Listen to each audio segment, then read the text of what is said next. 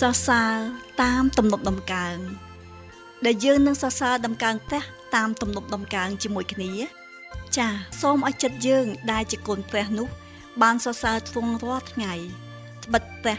ដ៏ពិតនៃយើងជាព្រះដែលមានព្រះជន្មរស់នៅទ្រង់តូចឃើញនិងជ្រាបយល់ដឹងនៅដំណើរផ្លូវជីវិតរបស់យើងរាល់ពេលវេលាហើយទ្រង់សពប្រតិឲ្យយើងបានរៀនទុកចិត្តលើទ្រង់ក្នុងគ្រប់កលៈទេសៈនិងគ្រប់ពេលវេលាចូលយើងសរសើរដំកើង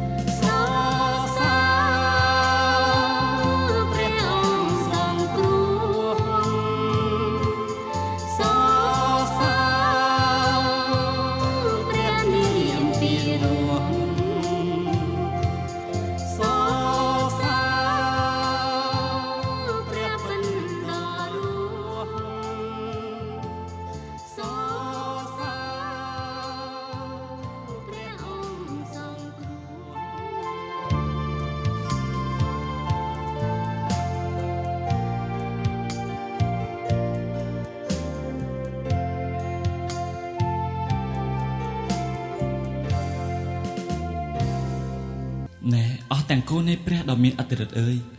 ចូលសរសើរព្រះយេហូវ៉ាថាទ្រង់មានសេរីល្អហើយនឹងព្រះជាស្ដាចូលសរសើរពីសេរីល្អនៃព្រះយេហូវ៉ាឲ្យសមនឹងព្រះនាមទ្រង់ចូលពាក់គ្រឿងលម្អបរិសុទ្ធនាំគ្នាថ្វាយបង្គំដល់ព្រះយេហូវ៉ាចុះព្រះសូរសៀងនៃព្រះយេហូវ៉ាខ្ទរតាមទឹកព្រះដ៏មានសេរីល្អទ្រង់បញ្ចេញផ្គរលាន់គឺព្រះយេហូវ៉ាគង់លើទឹកធំគឺព្រះយេហូវ៉ាទ្រង់គង់លើទឹកធំព្រះសូរសៀងរបស់ព្រះយេហូវ៉ាមានអំណាចព្រះសូរសៀងនៃព្រះយេហូវ៉ាមានឫទ្ធានុភាពព្រះសូរសៀងរបស់ព្រះយេហូវ៉ាក៏បំបាក់ដាំតាត្រាវព្រះយេហូវ៉ាទ្រង់បំបាក់កំទេចដាំតាត្រាវនៅភ្នំល្បាណូនទ្រង់បណ្ដាលឲ្យដាំទាំងនោះបោលលោតដូចជាកូនគោហើយឲ្យភ្នំល្បាណូននិងភ្នំស៊ីរៀនបោលដូចជាគោព្រៃស្ទៀវព្រះសូរសៀងនៃព្រះយេហូវ៉ាធ្វើឲ្យមានអណ្ដាតភ្លើងផុសឡើងព្រះសូរសៀងរបស់ព្រះយេហូវ៉ាធ្វើឲ្យទីរហោស្ថានញ័រកក្រៅព្រះយេហូវ៉ាទ្រង់អង្រួនទីរហោស្ថានកាដេសព្រះសូរសៀងរបស់ព្រះយេហូវ៉ាធ្វើឲ្យក្តាន់ញីសម្រាប់កូនមកក៏ជំរុះស្លឹកឈើនៅព្រៃអស់រលីងហើយនៅក្នុងព្រះវិហារនៃទ្រង់នោះសពសារពើក៏បន្លឺឡើងថាស្រីសួស្ដីព្រះយេហូវ៉ាទ្រង់បានគង់នៅវេលាជំនុំលោកីព្រះយេហូវ៉ាទ្រង់គង់ជាព្រះមហាក្សត្រដ៏នៅអកលជានិច្ចព្រះយេហូវ៉ាទ្រង់នឹងចម្រើនកម្លាំងដល់រាជទ្រង់ព្រះយេហូវ៉ាទ្រង់នឹងប្រទានពរដល់រាជទ្រង់ឲ្យបានសេចក្តីសុខសាន្តត្រាណ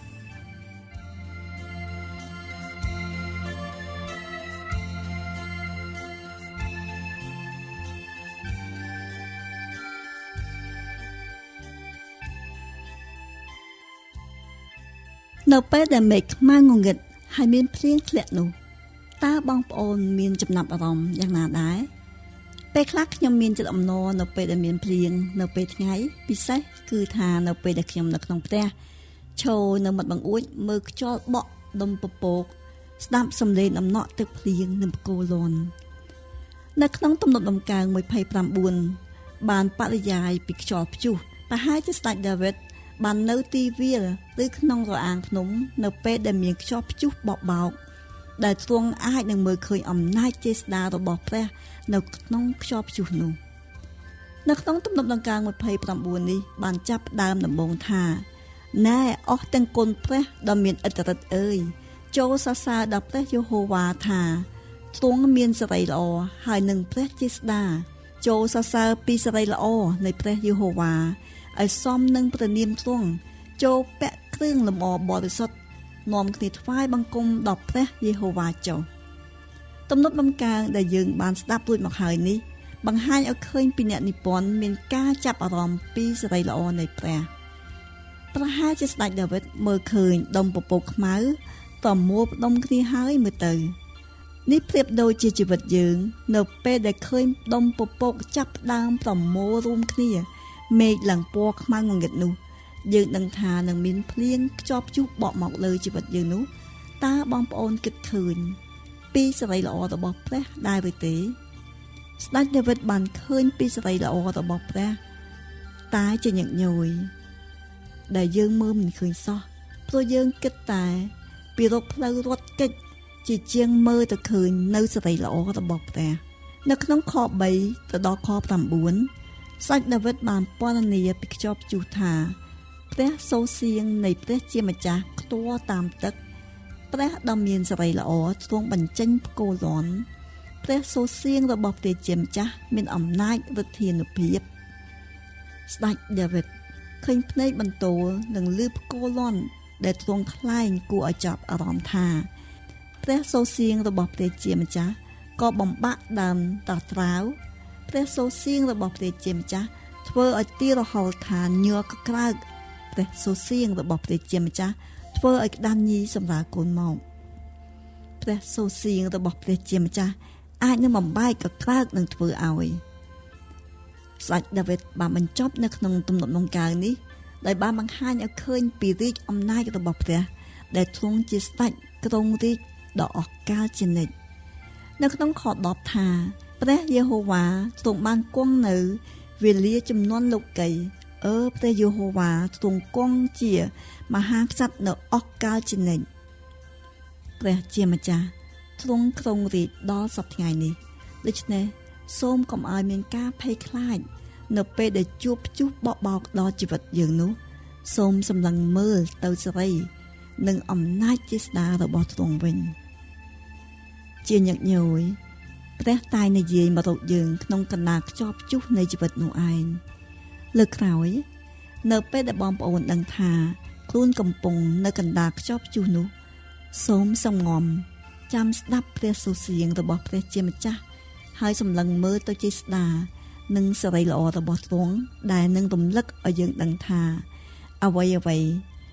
នៅលើការគ្រប់គ្រងរបស់ទ្រង់ទាំងអស់ចូលយើងលើកសរសើរដំកើងព្រះនាមព្រះជាម្ចាស់